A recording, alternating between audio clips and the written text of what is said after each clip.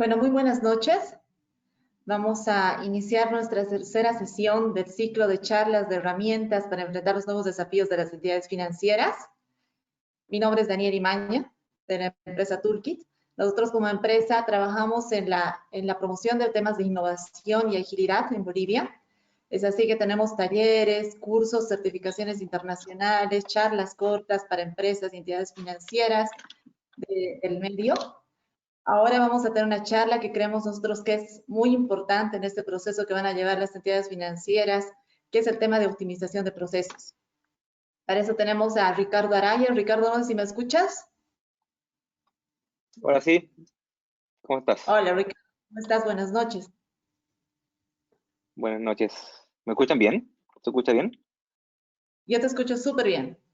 Entonces, Ricardo, Ya, genial. ahora vamos a justamente a la presentación, sin más preámbulo. Ricardo es coach ágil, está especializado en justamente en temas de agilidad e innovación. A Ricardo muchos lo conocen precisamente por las certificaciones que hemos venido realizando en Bolivia. Ricardo, sin más preámbulo, te doy paso para que podamos iniciar la presentación. Dale, muchas gracias. Bueno, vamos a partir ahora con este webinar. Les quiero dar la bienvenida y también agradecer a Daniela y Toolkit por la invitación a este webinar. Segundo que hacemos ya con Toolkit. Y vamos a hablar principalmente de Kanban. Hace poco hablamos sobre herramientas digitales y ágiles para equipos remotos, pero ahora vamos a hablar sobre la otra parte, que tiene que ver más con la mirada interna que debe tener dentro de la organización, que es la optimización de procesos. ¿Ok?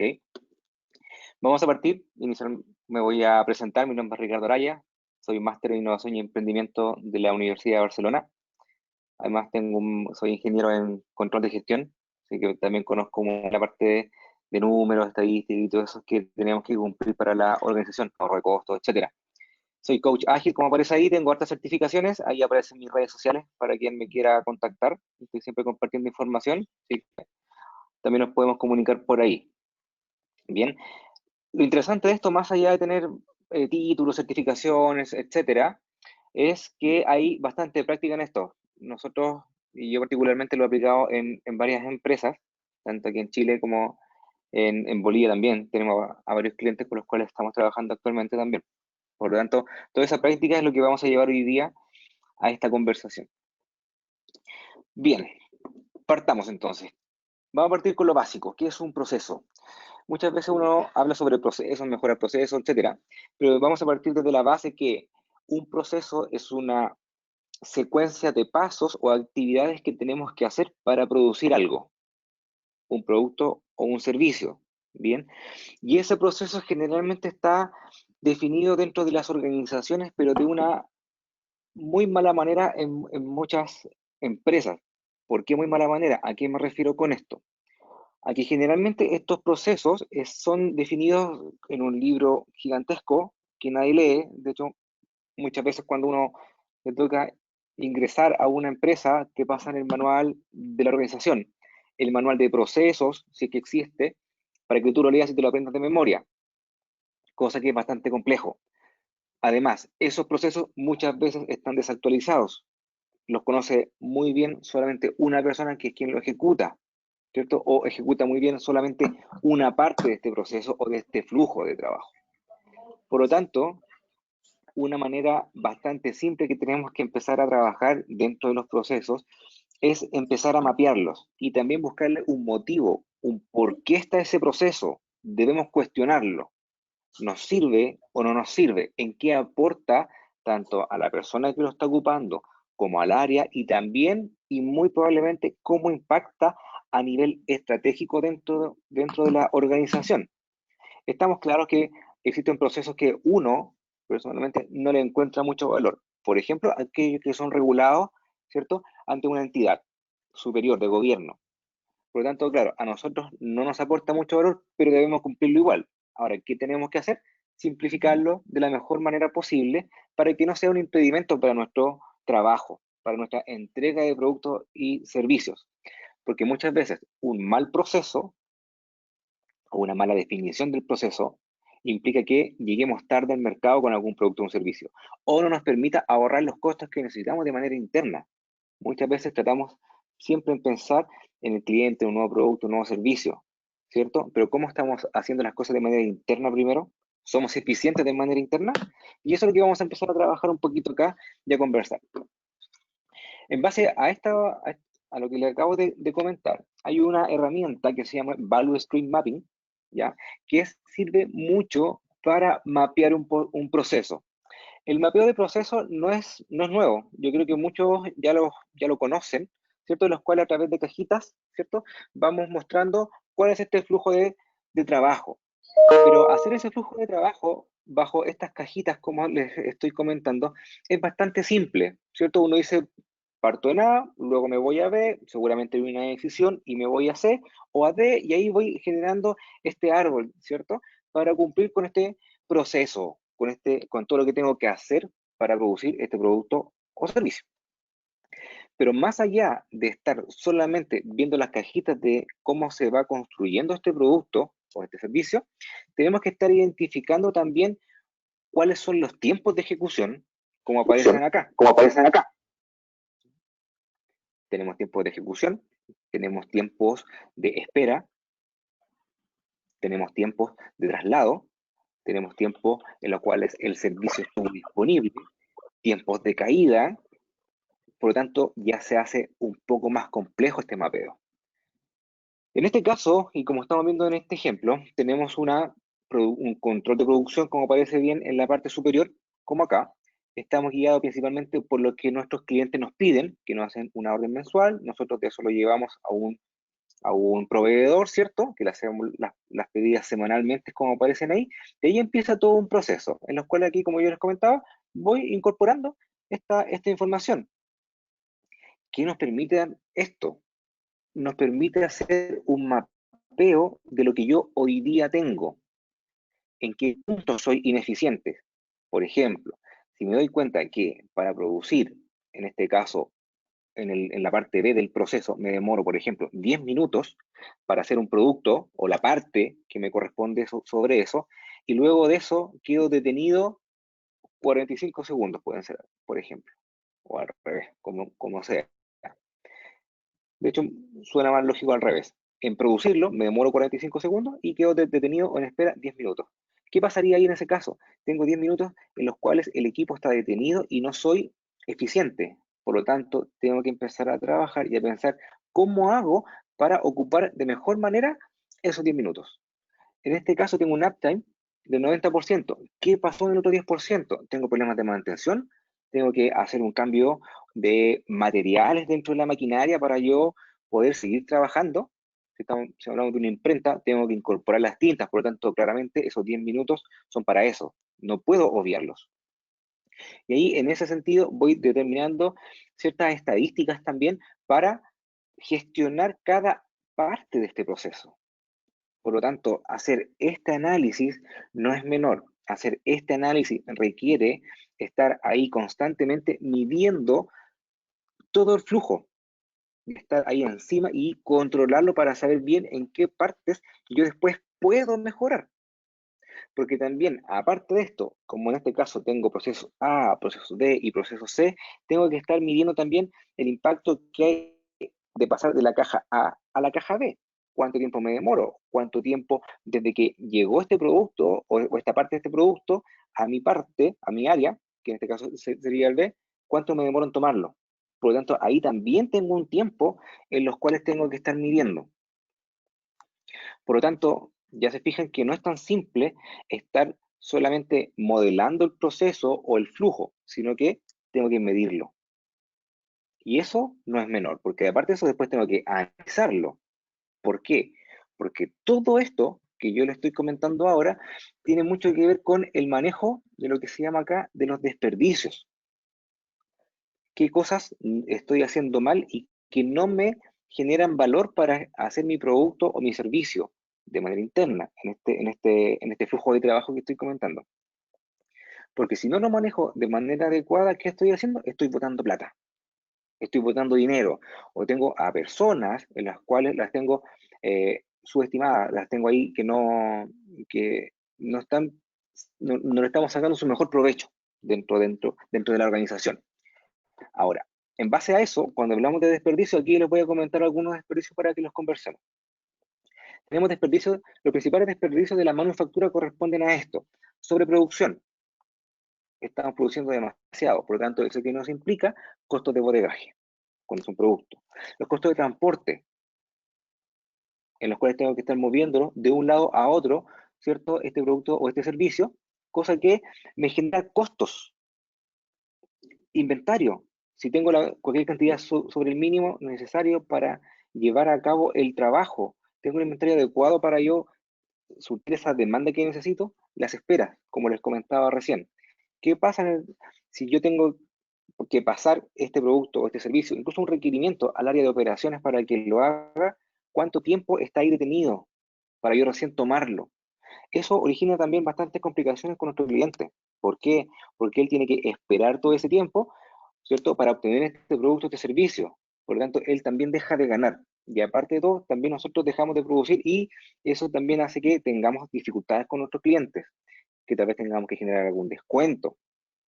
Por lo tanto, eso se hace bastante complejo también desde el punto de vista de esperas. No solamente cara al cliente al final, sino que también entre áreas.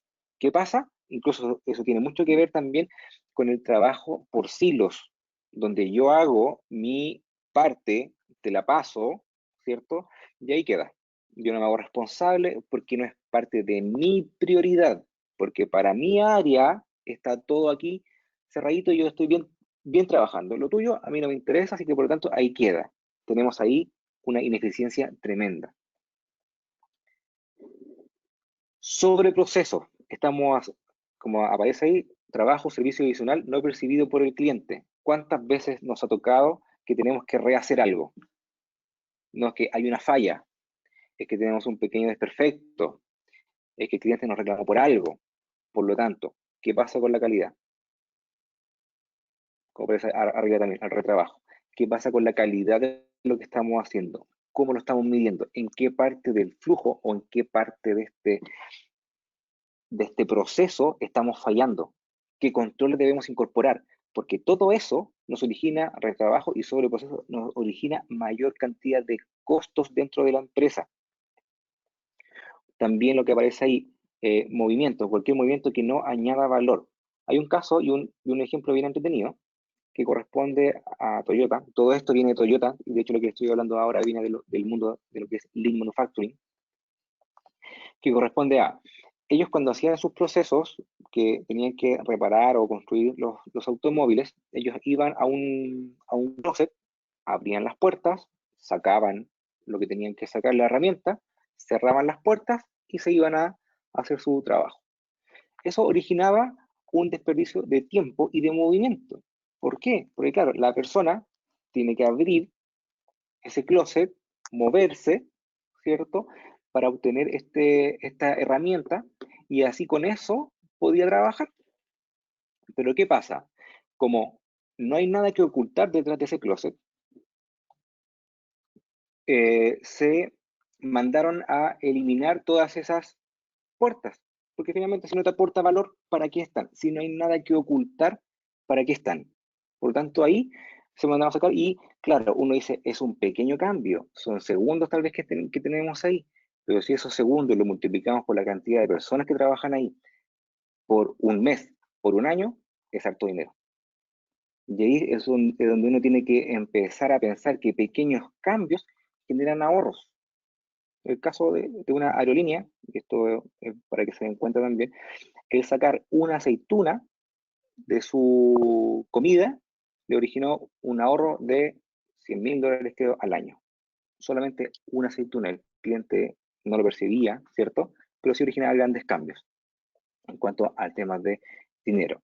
La subutilización del personal, producto de la falta de escucha de los empleados. Aquí también las personas que están trabajando codo a codo dentro de la organización es donde más información tenemos para estos ahorros de costos. Ellos nos pueden dar la información para mejorar el proceso, para hacerlo más eficiente. Debemos escucharlos, no solamente desde la alta dirección, sino que trabajar con ellos en conjunto. Además, con eso también ganamos algo que es muy importante, que corresponde a que esa persona se siente parte de se siente parte de estos cambios que se están haciendo. Por lo tanto, tenemos mayores lazos con estas personas. Esto tiene que ver con los principales desperdicios del mundo desde la manufactura. Pero ahora, ¿qué pasa? Muchas veces nosotros ahora ya trabajamos con servicios, ¿cierto? Por lo tanto, tenemos desperdicios también desde el punto de vista de gestión. Como aparecen aquí, las pausas. Esperar a que el equipo esté disponible para empezar a trabajar. Las condiciones óptimas nunca están. No siempre todos van a estar capacitados, no siempre van a estar todos al 100%. Bueno, partamos con lo que tenemos. Si dejamos más tiempo pasar, no nos permite mejorar. Los cambios de tarea constantes, perdemos el foco. ¿Qué pasa? Hoy día yo estoy haciendo algo, me llega un correo y me cambio y ya hago lo que tengo que hacer y después vuelvo acá. Y eso me hace una desconcentración de lo que estoy haciendo. Tengo que volver a reconectarme de qué estaba pensando, cómo lo estaba haciendo, y con eso vuelvo a la tarea. Y ahí tenemos un pequeño de ineficiencia. Por eso que cuando uno dice que, no, si yo soy multitasking, hago muchas cosas a la vez, sí, puedes hacer muchas cosas a la vez, pero efectivamente se están haciendo bien con la calidad esperada. Tenemos a un equipo trabajando en 5 proyectos. ¿Qué tan eficientes son? Porque tienen que estar cambiándose cada cierto tiempo de proyecto. Por lo tanto, su tiempo eficiente es cada vez más pequeño. Los defectos, algo que no aporta valor y consume tiempo. Bueno, tenemos que ver la calidad de lo que estamos haciendo. ¿Cómo la estamos dando? ¿Cómo hacemos que nosotros mismos tengamos buena calidad de nuestro trabajo? Tenemos que ver cuál es la pedida de nuestro cliente y qué espera. ¿Manejamos bien las expectativas? Talento desperdiciado. Un poco es lo mismo que hablábamos recién. No aprovechamos el potencial de la gente que trabaja con nosotros. Los conocemos, los escuchamos, valoramos sus ideas o los dejamos solamente en que me diga algo y yo finalmente no lo escucho y yo tomo las decisiones de manera cerrada. El trabajo realizado parcialmente. Claro, cuando hablamos de trabajo parcial es que no está terminado. Si no está terminado el trabajo, el cliente finalmente no va a ver lo que necesita o lo que quiere ver. Por lo tanto, ahí no sirve de nada. ¿Cuántos proyectos y cuántas cartas GAN tenemos al 99,9%? El cliente no percibe el valor y está ahí.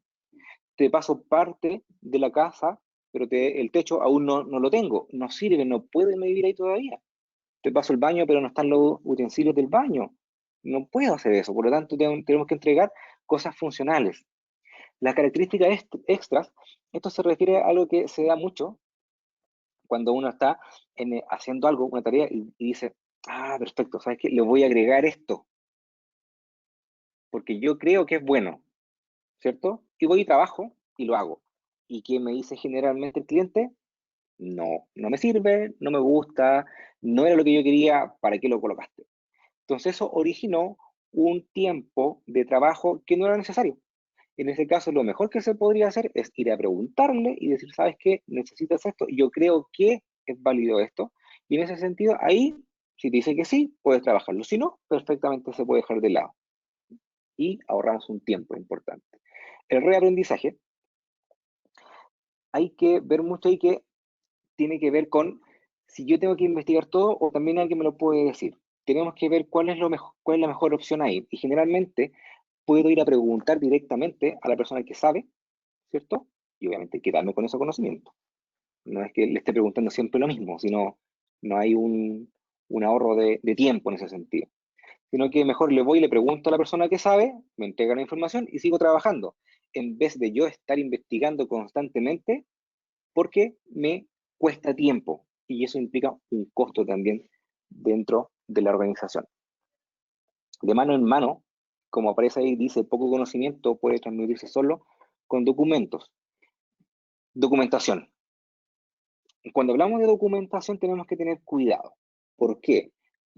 Como les comenté al inicio, muchas veces nos pasan unos libros tremendos, ¿cierto?, con información. Aburrísimo, al máximo leyendo esos libros que después nadie se acuerda. Por lo tanto, tenemos que tratar de simplificar la documentación que tenemos dentro de las organizaciones para que avancemos en cosas que realmente aportan valor. ¿Qué aporta valor? Lo que el cliente necesita. Y cuando hablo de cliente, no necesariamente es el cliente externo, sino que también el cliente interno. Mi jefe que me pide algo, un reporte, tengo que hacerlo bien, ¿cierto? Y si alguien viene a hacer ese reporte, bueno, yo se lo explico, le daré el tomar apunte o documentación básica a una persona nueva para que lo haga. Y después con ciertas cosas que me tenga que preguntar, que no se acuerde, va y me lo pregunta. Y lo hacemos mucho más rápido y eficiente. Pero ahí tenemos que tener algo muy interesante también que corresponde a no quedarme yo guardado con el conocimiento. Tengo que compartirlo. Y eso tiene que ver con aspectos culturales. Todo esto que está acá, por lo tanto, si lo vamos trabajando con pequeños cambios, van generando ahorros de costo y optimización del proceso para entregar un mejor producto o servicio. Ahora, todo esto que tenemos acá y lo que les acabo de comentar de manera muy resumida tiene que ver con lo que son los fundamentos de Lean Manufacturing, que corresponde principalmente a la eliminación de desperdicios, como le había comentado. Ahora, todo esto nosotros perfectamente lo podemos llevar a cabo con Kanban. Kanban, para los que no conocen, representan un flujo de trabajo, ¿ok? Y los flujos de trabajo, esto es como el agua, ¿cierto? Que va en un río, fluye, va hacia adelante, y el flujo de trabajo van pasando las tareas por este proceso, ¿cierto? Para cumplir con el objetivo de la construcción de un producto o servicio. Por lo tanto, va hacia adelante. Si algo falla, no es que esa tarea vuelva atrás, sino que se crea una nueva tarea para corregirla o mejorarla. En base a eso, el tablero Kanban representa eso, o el flujo de trabajo, pero ya de una manera mucho más visual. Son los tableros que uno ya ve pegados en las murallas, como aparecen acá, este que está acá, en los cuales colaborativamente se hace este flujo de trabajo con el equipo que está haciendo las tareas, ¿cierto? Para ver cuál es ese proceso, que muchas veces ya está explicado de la manera anterior, ¿cierto? En este Value Stream Mapping que yo les comentaba. En base a eso, ¿qué tenemos que ir trabajando? Que cada carta o cada post-it que está acá, lo vamos haciendo pasar por este flujo hasta que queda terminado. Por lo tanto, visualmente a mí me entrega mucha información para saber dónde está esa producción o ese producto o la construcción de este producto. ¿Dónde está? ¿Por qué lados ha pasado? ¿Cuánto tiempo se ha demorado en estar en cada una de estas etapas? Cosa que yo así puedo ir controlando que efectivamente se estén cumpliendo los tiempos, que efectivamente se esté cumpliendo la calidad de lo que está ocurriendo. Y por lo tanto, me entrega esa información que es muy valiosa para mí. Y no tengo que pedir un reporte, no tengo que pedir una reunión, sino que solamente me basta con ir a mirar ese tablero Kanban y yo voy a poder identificar rápidamente dónde está. Aquí hay algo en el chat que... No, perdón. ¿Cómo es este proceso? Tenemos que estar revisando constantemente los inputs que nos van llegando y algo muy interesante acá, que tenemos que empezar a ver también dentro de este flujo cuál es nuestro working process, el WIP, W-I-P. ¿Qué quiere decir esto? Que cuántas tareas yo puedo tener de manera paralela en cada parte del flujo. Se lo voy a mostrar en la siguiente lámina, en unos minutos más. Por lo tanto, primero tenemos que definir el flujo, cuáles son nuestros límites, ¿cierto? Esto es como una bodega, yo siempre digo lo mismo. No, si en una bodega me cae un container con materiales, no puedo meter un segundo container, porque es la capacidad que tenemos. Tengo que esperar que se libere ese container dentro de la bodega y luego recién incorporo otro. Y eso mismo tenemos que llevarlo a los equipos. ¿Cuántas tareas pueden hacer en forma paralela por cada parte del flujo? Tenemos que tener estas cartas Kanban, ¿cierto? Que son las tarjetitas identificadas para una característica del producto o el servicio que estamos creando, para que pase por este flujo. Se tiene que agregar a este tablero, obviamente, se debe priorizar. Prioricemos las tareas que tiene que hacer el equipo. No todas las tareas son urgentes, no todas las tareas tienen prioridad 1, sino que ahí con el negocio, ¿cierto? O con quien lo representa, él debe tener claridad de qué va primero y qué va después. ¿Por qué? Porque si no al equipo también lo vamos a terminar estresando, va a ser muy ineficiente, se van a empezar a quedar hasta tarde y eso va a hacer que finalmente el equipo no avance o la calidad con la cual se entregue sea muy mala. También los equipos en este caso deben estar constantemente evaluando su flujo de trabajo y ver dónde están los cuellos de botella, ver bien qué cosas se pueden mejorar, cómo podemos aumentar la calidad de nuestro trabajo a medida que estamos avanzando en este flujo, en este proceso, ¿cierto? Y algo muy interesante aquí, y que esto ya lo mezclamos con otros frameworks, que es, por ejemplo, con Scrum, en los cuales diariamente nos juntamos para poder ir revisando cómo estamos avanzando con nuestro trabajo. ¿Para qué? No para controlarnos, sino que principalmente para estar colaborando y coordinándonos para hacer un mejor trabajo y así tener un mejor entregable de cara a nuestro cliente. Por lo tanto, esto requiere de bastante coordinación, esto requiere de bastante conversación y habilidades blandas para empezar a trabajarlo. Y finalmente, una vez que tenemos ya estas tareas pasan por todo este flujo de trabajo, ahí se va registrando estas características o estas partes de estas características que se van agregando a este producto o este servicio. Se hizo una mejora o parte del producto que estábamos creando. Por lo tanto, si te fijas, cuando hablamos de lo que es Lean, de lo que conversábamos recién, de lo que hablábamos de Kanban, de lo que estamos hablando ahora, tiene mucho que ver con una conversación de análisis no menor y también de una apertura y crítica dentro de la organización. Muchas veces nos toca hacer cosas porque se deben hacer así y nadie las cuestiona. ¿Por qué? Porque el jefe lo sabe, porque a mí no me escuchan, porque finalmente no hay más análisis. Y aquí lo que hacemos es eso, es cuestionar a la organización completa. Y para eso también necesitamos un apoyo de los niveles directivos, ¿cierto? Para empezar a generar estos cambios. ¿Cómo hacemos un tablero Kanban? ¿Por qué? Porque empezamos a quedar expuestos. Y eso es lo que muchas veces cuesta. Acá les voy a dar un ejemplo de un pequeño tablero, ¿cierto? Simple, de un tablero Kanban. Estos tableros son los que, como les comentaba, van pegados ya más bien en las murallas, y cada uno de estos post-it implica un requerimiento.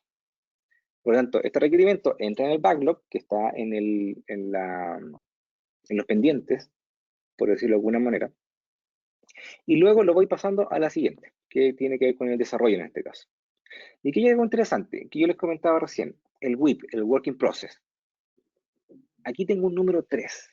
Eso quiere decir que dentro de esa parte del flujo o de este proceso, no puedo tener más allá de 3 tareas en paralelo. ¿Por qué? Porque las capacidades son así, porque esa es la realidad que tenemos hoy día como empresa. Y así lo voy haciendo con los distintos flujos que estamos viendo acá. Lo interesante acá es que tenemos que cuestionar, por ejemplo, el cycle time, que es un indicador, que es desde que yo tomo este requerimiento para el desarrollo hasta que lo termino. Por lo tanto, ¿qué información me entrega esto? Si esto es más rápido, quiere decir que mi flujo de desarrollo es bastante eficiente, ¿cierto? Si es más lento o es más grande ese periodo de tiempo desde que tomo algo hasta que lo termino, tengo que analizar por qué se está aumentando. Tal vez los requerimientos están mal hechos, tal vez la calidad de lo que estoy haciendo no es buena, tal vez hubo gente que se estuvo enferma, o se generaron cuellos de botella dentro de este flujo. Por lo tanto, debo estar midiendo constantemente este cycle time, cosa que si se me escapa de cierto rango, tengo que analizar los por qué y empezar a tomar las medidas. Porque muchas veces uno dice, no, que me demoré porque estaba difícil. Ya, pero ¿por qué estaba difícil? ¿Qué pasó? ¿Dónde está el problema? ¿No lo entendiste? O finalmente el requerimiento venía malo, tuviste que ir a preguntar muchas veces. Por lo tanto, ahí tenemos que empezar a cuestionarlo. Si no lo cuestionamos, esto no sirve de nada. El otro indicador que es bien interesante es el lead time, que es desde que yo hago el requerimiento hasta que se termina. ¿Por qué? Porque en esta parte que está acá puede pasar un tiempo bastante interesante o grande para decir que se tomó o se esperó mucho tiempo para empezar a producirlo, para empezar a desarrollar este requerimiento. Por lo tanto, ¿qué pasa ahí? ¿Por qué nos estamos demorando tanto? Tal vez el cycle time es muy grande, tenemos muchas etapas, tenemos mucha interacción entre distintas áreas que finalmente nos están quitando bastante tiempo y se generan bastantes desperdicios en esperas o en errores. Por lo tanto, ¿qué tenemos que hacer ahí? Empezar a volver a hacer lo mismo, a analizar, a ver qué está pasando para mejorarlo. Insisto, si no medimos nuestros flujos de trabajo, si no medimos nuestros procesos, si no estamos viendo cuáles son los tiempos y haciendo un doble clic del por qué estamos teniendo estos problemas, esto no sirve de mucho. Tenemos que también ser bastante responsables y tener cuidado también con los egos. Yo también me equivoco, por lo tanto también puedo decir, ¿sabes qué? Me estoy equivocando, no sé algo. Y darle esa transparencia al equipo para que lo pueda decir también y no se sientan mal o que lo vayan a despedir. Porque muchas veces a la gente le cuesta decir que no. Muchas veces a la gente le cuesta decir que no sabe. Muchas veces a la gente le cuesta transparentar un problema con otro compañero porque lo expongo. Aquí la idea de todo esto es empezar a revisarlo, analizarlo y mejorarlo. Y por eso, desde el punto de vista de un rol de líder, lo que tenemos que hacer es fomentar estas conversaciones con el equipo, ir a medir con el equipo. ¿Por qué? Ahora, si yo les digo, ¿qué está pasando acá? Por ejemplo, para aumentar la producción, ¿cuáles son las posibilidades que tenemos? Una es aumentar la cantidad de tareas en paralelo. Podemos pasar a 4. Bien. ¿Cómo podemos pasar a 4? Bueno, una de las opciones es contratar a una persona. Bien. No tenemos los recursos para contratar a otra persona. Ok. En ese caso podríamos a lo mejor capacitar a alguien, ¿cierto? Y colocarlo también dentro de este flujo o de este proceso. Cosa que ahí podamos aumentar a 4. Ya, no podemos hacer eso porque las capacidades ya estamos límites. El headcount ya está hasta el tope. No podemos hacer nada más y tampoco podemos mover gente. Entonces, ¿qué opción nos queda? Bueno, ¿cómo hacemos que el paso por esta parte del proceso sea más rápido?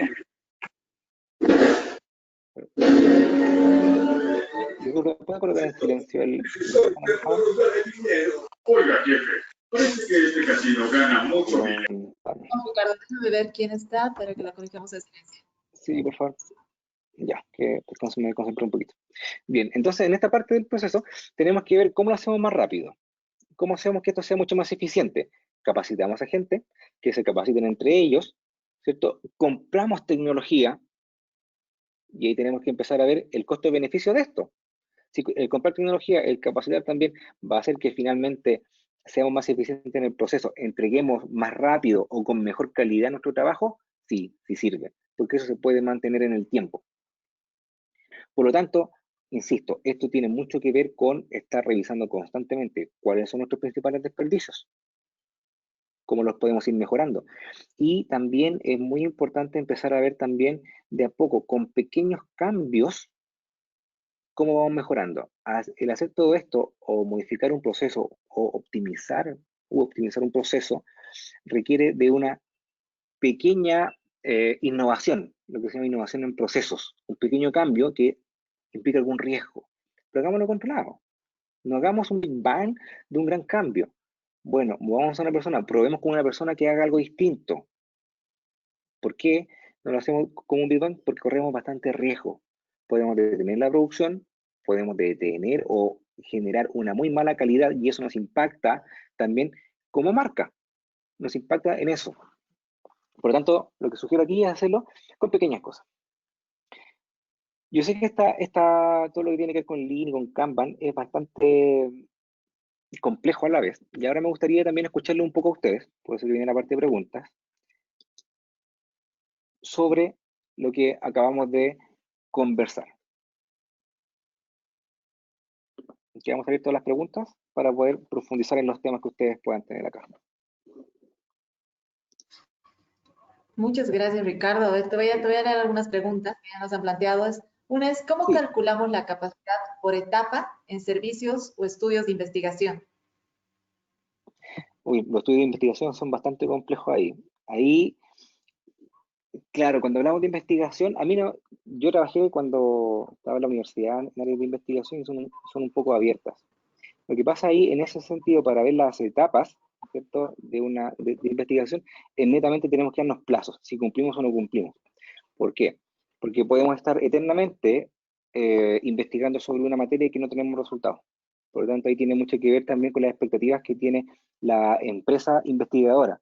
Por ejemplo, hoy día, ¿qué está pasando con las áreas de investigación de la pandemia? De crear una vacuna. Claro, hoy día, ¿qué están haciendo? Invirtiendo mucho dinero, ¿cierto? A investigar, pero va a estar por un tiempo limitado, hasta que generalmente se encuentre la vacuna. Y ahí probablemente muchas de estas empresas se van a bajar de ese proceso, ¿cierto? Porque ya no va a ser rentable. O lo que van a ganar va a ser muy poco.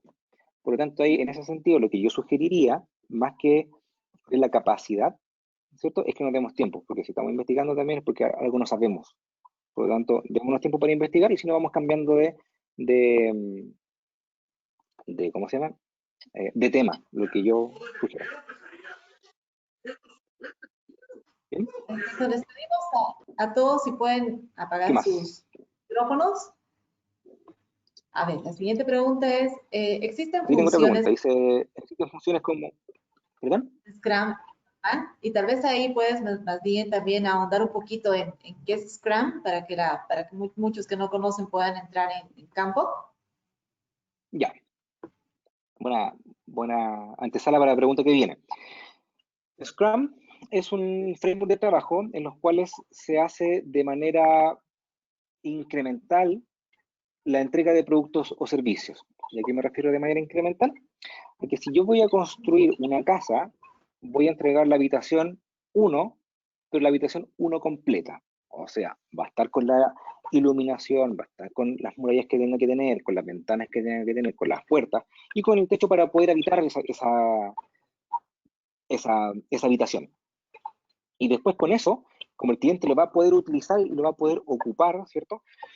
El cliente ahí recién me va a decir, ¿sabes qué? Para la siguiente habitación, que es la habitación de los niños, ya no necesito una habitación tan grande, así que la necesito un poco más pequeña. Bueno, y recién ahí, con esa información, se construye esa otra habitación.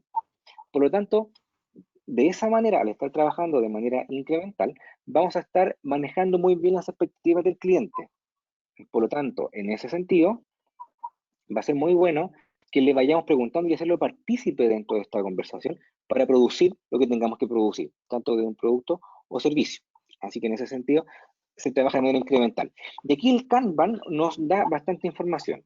¿Por qué? Porque si yo tengo un Kanban para el equipo de trabajo, ¿qué hago? Lo pego en la muralla, ¿cierto? Y como coordinación vamos a decir ya, lo primero que vamos a tener que hacer para construir esta habitación va a ser construir 4 murallas, por lo tanto tengo 4 requerimientos, muralla 1, 2, 3, 4. En la muralla 1 va a tener una ventana, vamos a incorporar en la muralla 2 una puerta.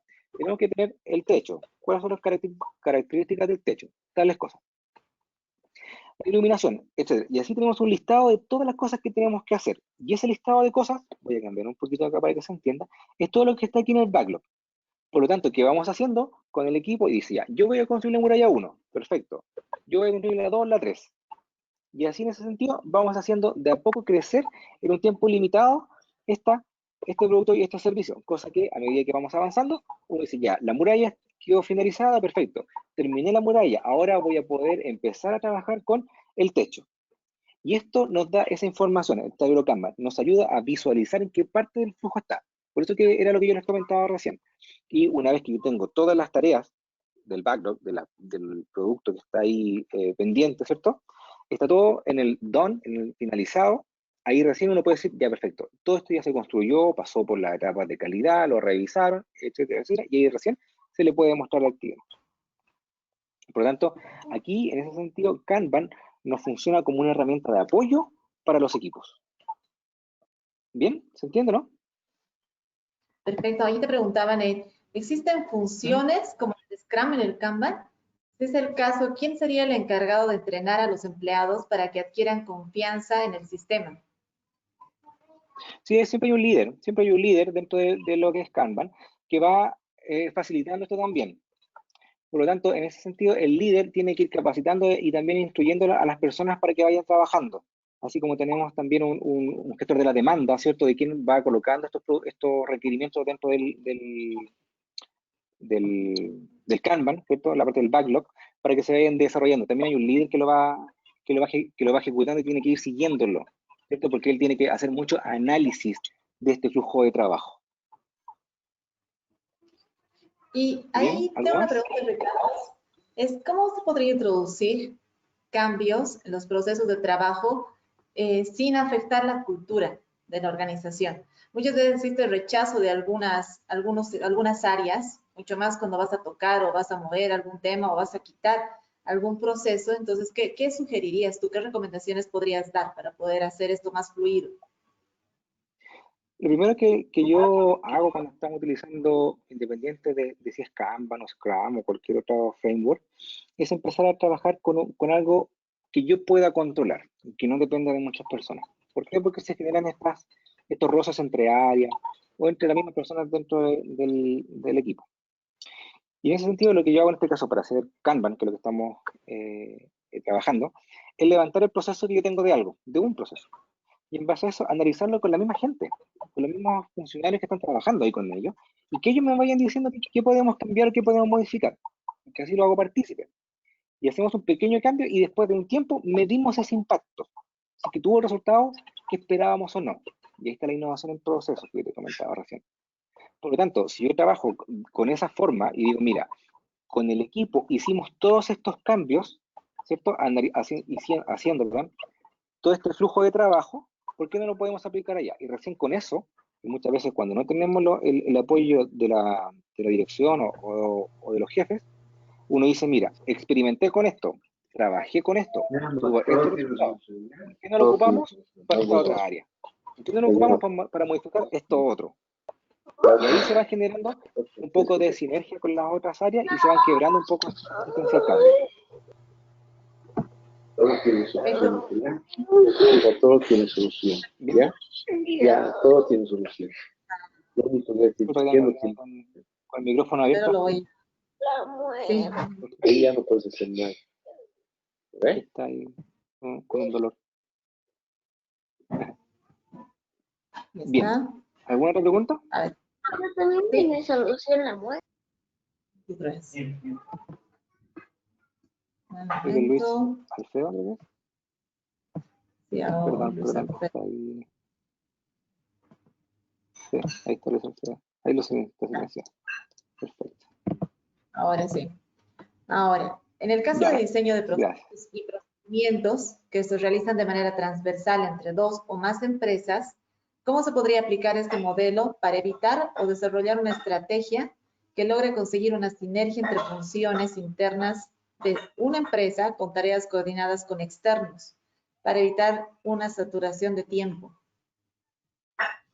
Ya, ahí lo interesante de esto, bueno, se simplifica bastante con herramientas tecnológicas, por ejemplo con Trello, Jira, y algo que asemeja un Kanbanizer, creo que también hay una aplicación, que nos permita mostrar en qué parte estamos del trabajo.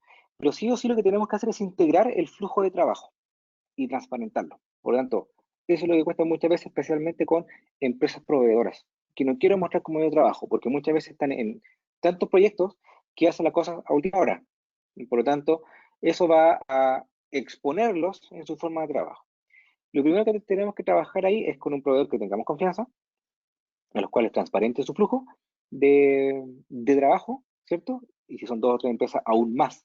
Lo que va a costar ahí es la integración desde que yo te paso este producto, mi parte del trabajo, hasta que lo toman. Y esos tiempos son los que tenemos que trabajar. Por lo tanto, ahí la coordinación entre las distintas empresas es fundamental.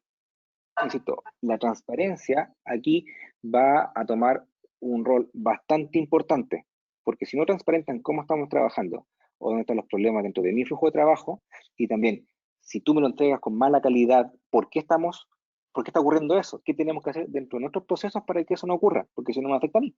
Por lo tanto, ahí el tema comunicacional no es menor. Coordinación ahí y la comunicación es fundamental. Perfecto. ¿Cómo manejamos los grandes proyectos paralelos con Kanban? Proyectos paralelos, se puede trabajar de la misma manera, podemos tener un mismo Kanban, y como aparece acá, por ejemplo, con líneas horizontales, puede ser por proyecto. Porque si yo estoy trabajando en 3 proyectos distintos, y mi capacidad es de 3, como aparece ahí, claro, puedo tener 10 proyectos, pero no puedo trabajar más de 3. Por lo tanto, ahí volvemos a lo mismo, la transparencia y las capacidades que tenemos que tener como equipo. De hecho, es bastante complejo tener 3 Kanban. Por ejemplo, si estoy en 3 proyectos, 3 Kanban distintos, porque cada uno se mueve de manera distinta y finalmente las capacidades que voy a estar en cada uno de ellos no se van a ver reflejados. Yo lo que quería es un mix, ¿cierto? Un solo tablero Kanban, y ahí colocar las capacidades que tengo de trabajar en paralelo y dividir de manera horizontal los proyectos en los cuales estoy trabajando. Y ahí en cada casilla horizontal las tareas que tengo que hacer por cada uno de ellos. Perfecto. Otra pregunta, ¿cómo puedo ingresar esta modalidad en venta de servicios dentro de una nueva organización? Venta de servicios, bueno, me ha tocado ocupar esto con un área de ventas, que fue bastante entretenido. Lo primero que tenemos que hacer ahí, principalmente, es ver cuál es tu proceso, tu funnel de venta. ¿Ya? ¿Qué tengo que hacer? Por ejemplo, tengo que hacer un llamado donde voy a buscar los leads, donde tengo, después que tengo esos leads, los contactos, no los contactos. Tengo que empezar a generar también las reuniones. Envío o no envíe las propuestas. Por lo tanto, ahí tú tienes que definir tu proceso de ventas. Ahí tú tienes que definir qué tienes que hacer desde que tienes este lead hasta que cierras la venta y qué cosas tienes que hacer entre medio, incluso con tiempos. Por ejemplo, cuando a mí me llega un correo de un posible lead a través de la página o de lo que sea, yo me doy un tiempo máximo desde que me manda el correo de 24 horas para contactarlo en día semanal. Por lo tanto, una vez que lo contacto, tomo su requerimiento y tengo 2 días, por ejemplo, para hacerle su propuesta. Después que le mando la propuesta comercial, le doy obviamente un tiempo, 1 o 2 días, para preguntar cómo le fue. Si lo vio o no lo vio, qué le pareció, y ahí empezamos las negociaciones. Si es que me responde. Por lo tanto, ahí tenemos que, si es que no me responde, ¿qué hago? Le mando un correo, 2 correos, después si no me respondió, perfectamente lo paso a un terminado. Y así con eso hago un seguimiento de tu funnel de venta, que también lo puedo hacer muy bien con Kanban, definiendo muy bien los tiempos también de acción, cosa que si, por ejemplo, tienes un cliente o un lead muy detenido en la parte de negociación, ¿qué pasa? ¿Por qué no está avanzando esa negociación? Mis tiempos se están demorando mucho, por lo tanto estoy perdiendo eso. Esperaba que lo contactara antes, esperaba que lo contactara después, bajo su tiempo, era otro. Y así vamos analizando para poder eficientar tu flujo de venta. ¿Cómo podemos manejar el Kanban para organizaciones virtuales? Mejor todavía, es mucho más práctico trabajarlo con herramientas digitales, como un Jira, como les comentaba, un Trello, y ahí el líder tiene que fomentar mucho la participación. Por ejemplo, en el Trello todos se conectan y a la vez y podemos ir moviendo digitalmente los post-its de un lugar a otro. Pero insisto, aquí la coordinación, los temas culturales son los que pegan muy fuerte. Tenemos que trabajar con ellos de la mano y que la gente diga que está avanzando o no está avanzando. Y también hay algo bastante interesante que se me olvidó comentar recién, que es que ojalá estas tareas que uno va haciendo sean tareas diarias, cosa que si tengo algún problema me dé cuenta al cabo de un día, no al cabo de una semana, cuando ya no tengo posibilidades de reacción, sino que sean pequeños. Ahí, para empresas virtuales o equipos remotos, es trabajar con herramientas digitales como Trello, por ejemplo. Pero todos que estén conectados, eso sí hay, no solamente uno que vaya leyendo, todos nos conectamos ahí y conversamos a través de una videollamada, como lo estamos haciendo ahora, para ver qué está pasando con el trabajo. Perfecto. ¿Qué tipo de indicadores, métricas utiliza el Kanban? Lo que le acabo de comentar acá, el cycle time y el lead time son los básicos. Otros indicadores que tú ya puedes empezar a medir tienen que ver con la calidad del producto o servicio. Pero el cycle time y el lead time son los básicos. El cycle time desde que yo desde que yo los tomo y lo desarrollo hasta que lo termino, y el otro desde que me llegó el requerimiento hasta que lo terminé. Tengo que tratar de acortarlos eso lo más que se pueda.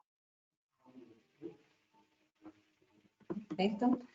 ¿La estandarización de quién lo hace mejor puede ser considerado como una mejora u optimización? La estandarización de quién lo hace mejor, claro, podemos tomarlo como punto final. Si esa persona lo hace muy bien, tenemos que empezar a copiarlo. De hecho, el copiar y tomar cosas de otras industrias, de otras personas o de otras áreas, otras empresas, es bueno, también tiene que ver con innovación, porque yo no lo hago. Por lo tanto, en ese sentido, tomarlo como referente está bien. Yo no lo veo absolutamente nada de malo.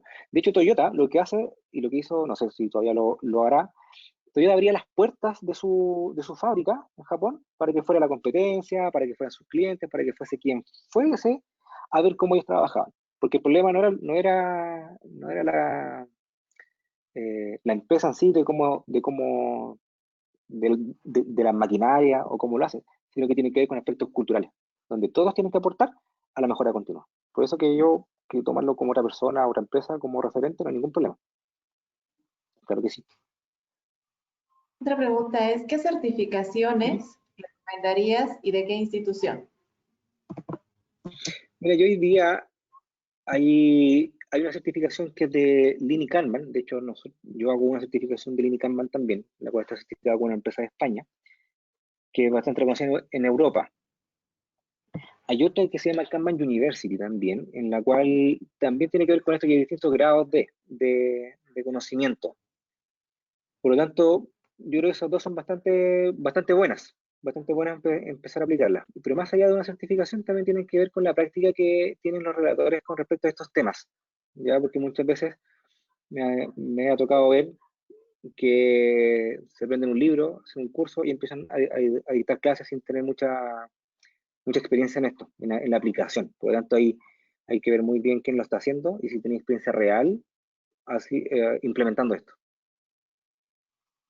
De hecho, ahí simplemente para complementarte, justamente Marcelo, tenemos el próximo mes, tenemos un ciclo de certificaciones donde una de ellas es justamente el Lean Kanban. Así que si están más interesados, luego nos podemos tomar contacto para mandarte más información. Otra pregunta es, para implementar Kanban para el desarrollo de proyectos, principalmente en empresas tradicionales, ¿cuál sería la recomendación para motivar al equipo para que pueda adoptar la metodología nueva y fomentar el trabajo colaborativo? Hacerlos participar. Lo principal acá es que ellos participen, no hacerlo desde uno.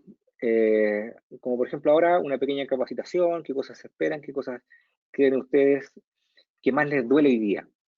Yo le preguntaría al equipo por dónde partimos, que ellos decidan, no yo, o dónde podríamos tener mejor impacto.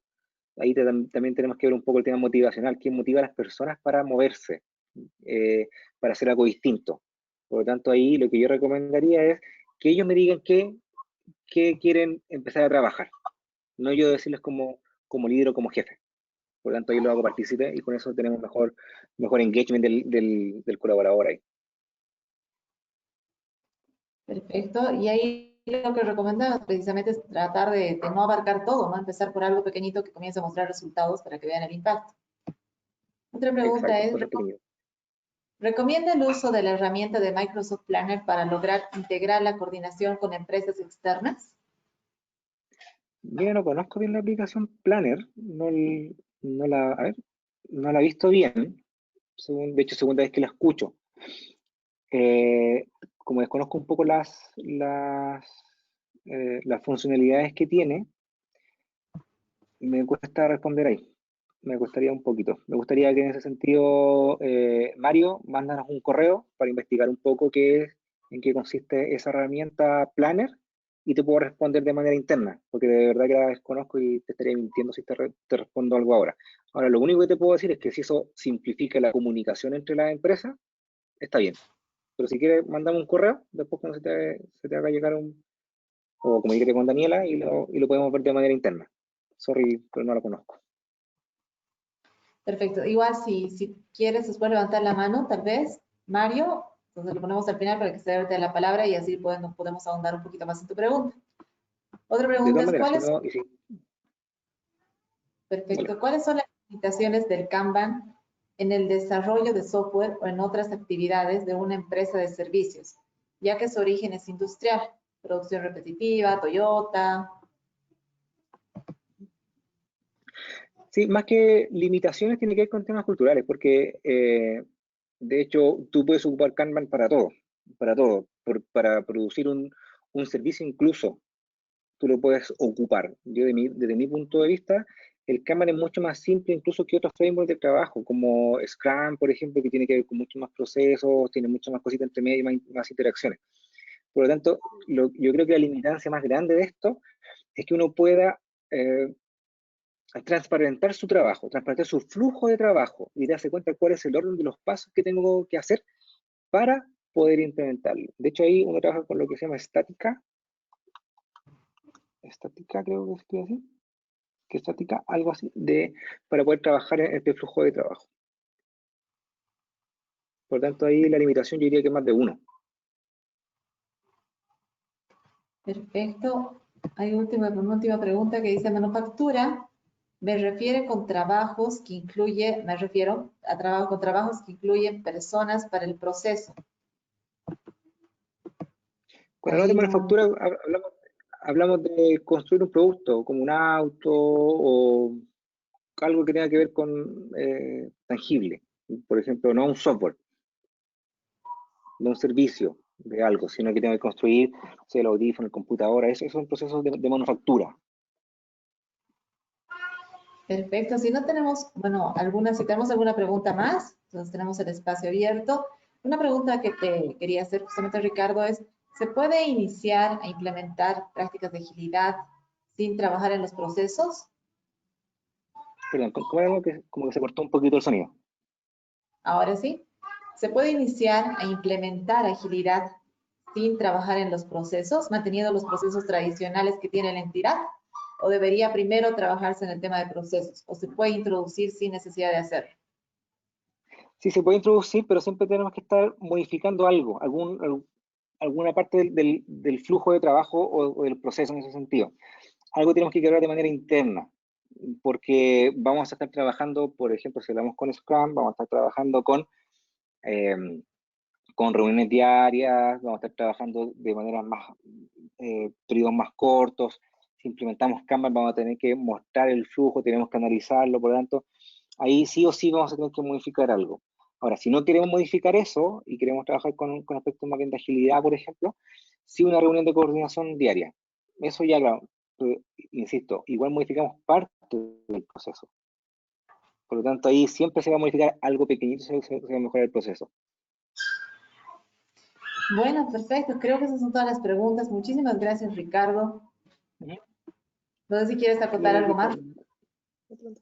Hola, ¿quieres hacer una Aquí estoy pregunta? viendo el plan y sí, Fabricio quiere preguntar algo. Fabricio, continúa, por favor. ¿Qué tal? Bueno, mi pregunta es la siguiente. Quería saber cuál es la diferencia de aplicar Kanban en procesos de flujo continuo y entre procesos de flujo de manufactura con personas.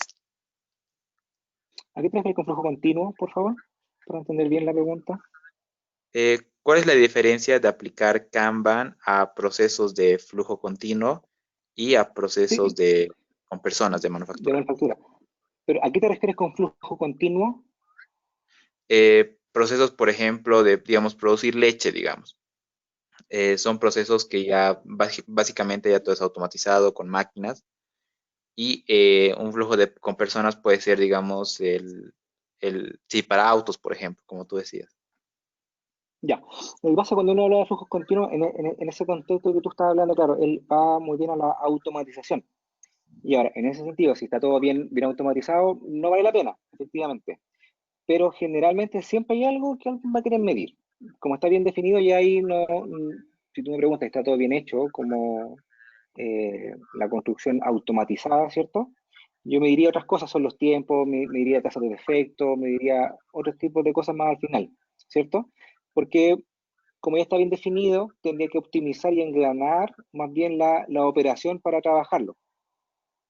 Pero ahí iríamos a una derivada un poquito mayor, ¿no es cierto? Un doble clic para ir ajustándose ese proceso mucho más eficiente.